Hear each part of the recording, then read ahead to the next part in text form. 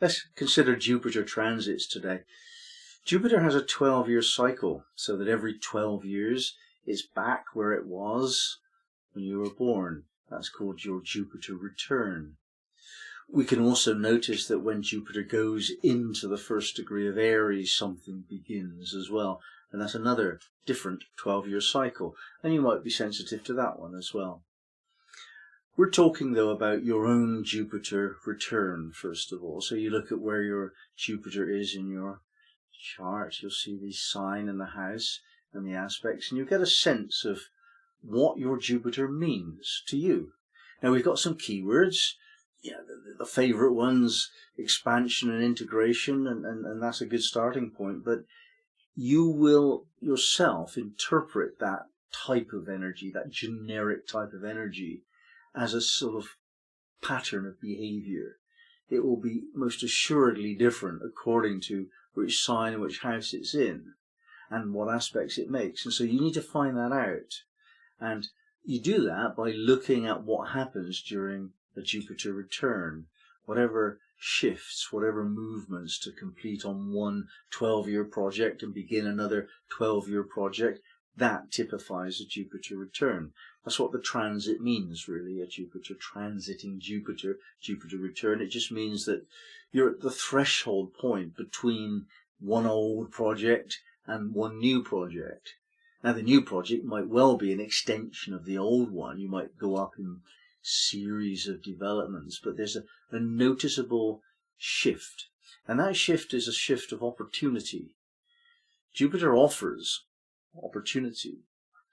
And it's not tight with that. It's quite generous with that. It's just giving you a very easy opportunity to expand and grow. Very often by meeting new people, new ideas, reading new material. Jupiter's very much to do with expanding your ideas of the philosophy of the world and perhaps a sacred spiritual philosophy too. So these are the kind of Jupiter things you're looking for.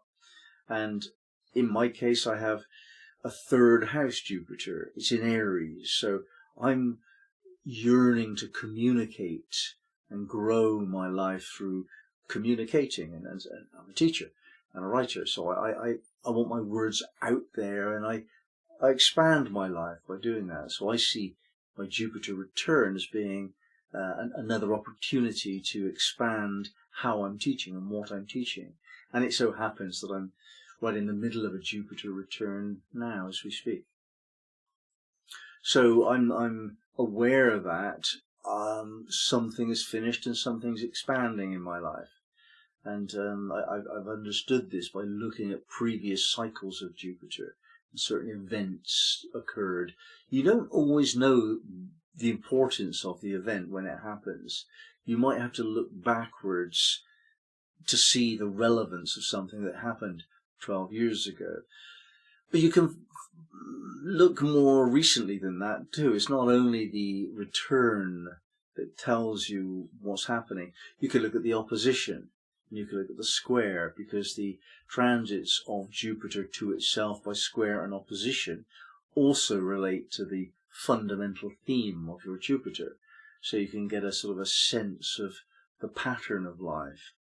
And it's useful to just have that in your mind, that there is a very definite fourfold pattern of the cycle of any life. And if we look at the cycle of the vegetation kingdom, during the year, we notice that there is such a thing as a seed, and the seed is germinated. And that would be like the new moon. That's the beginning of the cycle, when the seed is germinated. And then on the first square of the cycle, that germinated seed, which is now like a seedling, it's grown a bit, it meets its first challenge, maybe the frost or competition with something. It doesn't get enough food, it just dies off. Not every germinated seed survives. But if it does survive, then it moves into its flowering in the opposition, the greatest expression of its beauty and its attractiveness. Its purpose is to attract that which will pollinate the plant so that it has another life. And that's what we're doing when we're trying to make ourselves beautiful. And this is the opposition. This is the fullness of our being. Then it goes on to the second sort of square, the third quarter of the cycle. And that's when the dying off starts to occur. And that would equate to autumn, isn't it? And then the process of moving from the previous cycle towards the beginning of the next cycle, that last quarter, is when the dying off is feeding the next cycle. There's a disintegration and a movement away from integrity towards the disintegration of self. Now, on a Jupiter level, we can see that the seed of an idea is germinated at the beginning, at the Jupiter return, and then 3 years later, roughly, that's tested, and you might let go of it. It doesn't work. Trial and error, that's an error, let go of it. But it might survive. And then you get the next 3 years building up and up and up, and you get the wildest, wisest, greatest expression of the idea, the flowering of it. And you can enjoy that success period for another 3 years, and then something becomes into your awareness.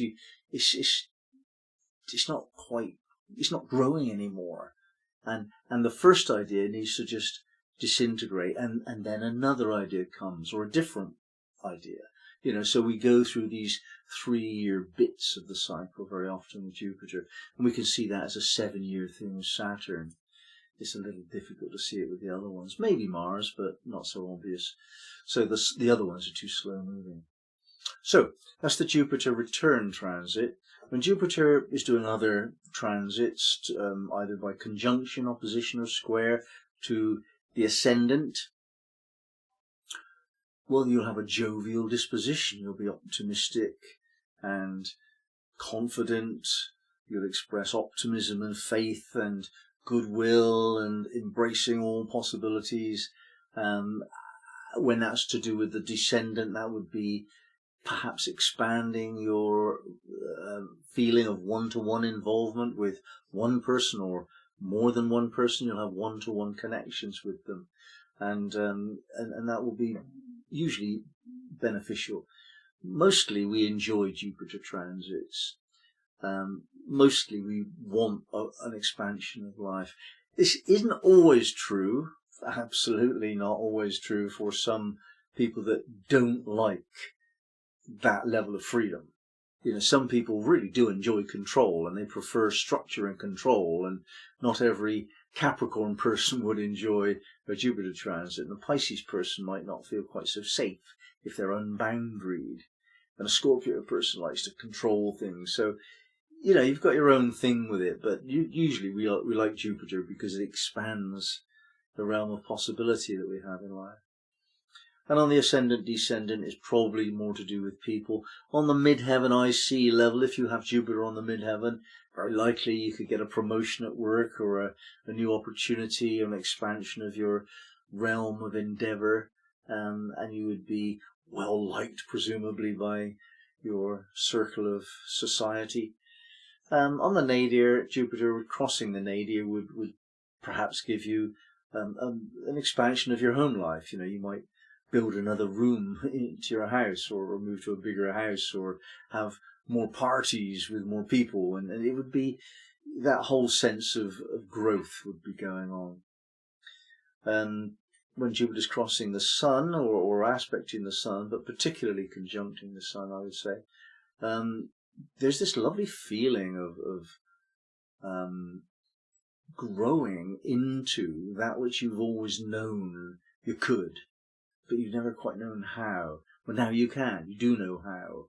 You just take opportunities, and you've got the confidence to do that. Much of life is expressing confidence. If you don't know how to express confidence, opportunities just don't open up, and things just don't work. Expressing confidence, which is Jupiter's greatest skill perhaps, things work. You make them work because you're you're cheerful, you're optimistic, you encourage people to trust, you have faith, it's like, and that creates the results that you want. So Jupiter crossing the Sun very often changes who you are into a greater version of yourself. Whereas Jupiter crossing the Moon might give you a sense of real security and well-being, and a sense of life's great, everything's fine, no problems, yeah, I like this, that kind of expansive feeling of well-being. Jupiter Mercury might expand your ideas. I mean, you can see that might be a risk of exaggerating or using hyperbole to make a point. And yet, you probably study stuff. You still probably develop the range of your information and thoughts and ideas with the Jupiter energy. At Jupiter with Venus, you might well expect your social life to expand and have a really good sense of feeling, relating to people, relationships being easier and more so. You might make a load of friends, for some reason, might move to a situation where there's a friendship circle just opening up immediately to you, or that kind of thing. And you'd have a lot more confidence in how you related to people. Jupiter and Mars is very beneficial for projects, for getting things done, for actions in the world. You have to take that into account, take into account that Mars can be sometimes a little bit risk-oriented, and Jupiter expanding that might not be the safest thing. So here's a sense of adventure. This would be an adventurous time, probably. Jupiter crossing Saturn may well ease the burden that you feel in life and give you more confidence to move on, not carry anxiety with you, just trust a bit. And as much as Saturn kind of limits Jupiter's silliness, Jupiter expands Saturn's dour pessimism. So the pessimistic aspect of you would be lightened during this time. It's quite a good combination, Jupiter and Saturn together. So Jupiter transits, basically, they expand your life. And usually that means you feel good about it, and so on. One of the dangers of Jupiter is speculation, gambling, and you have to be aware of it. That is a risk. You can overreach yourself with a Jupiter transit, and that's not what you want to do.